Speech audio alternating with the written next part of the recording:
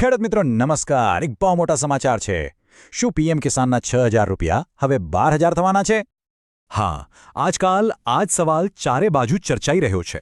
શું ખરેખર ખેડૂતોને મળતી સહાય વધશે? ચલો, પહેલા ટૂંકમાં સમજી લઈએ કે આ પીએમ કિસાન યોજના છે શું.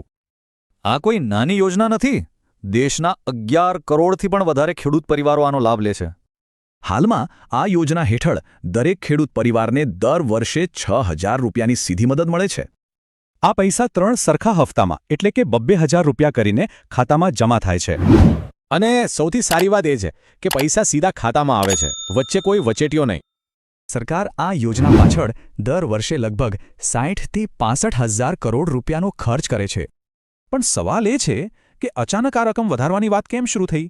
ચલો, એના કારણો જોઈએ. એક વાત એવી ચાલી રહી છે કે રકમ 50% વધી શકે છે, એટલે કે 6,000ના 9,000 થઈ શકે. અને બીજી શક્યતા તો એનાથી પણ મોટી છે. રકમ સીધી બમણી એટલે કે 12,000 રૂપિયા પણ થઈ શકે છે. ઘણા લોકોનું માનવું છે કે સરકારના આવનારા બજેટમાં આ અંગે કોઈ મોટી જાહેરાત થઈ શકે છે.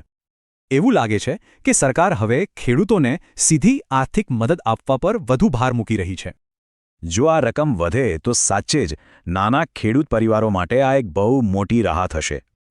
પણ હા, એક ખૂબ જ જરૂરી વાત છે જે સૌએ ધ્યાનથી સાંભળવા જેવી છે.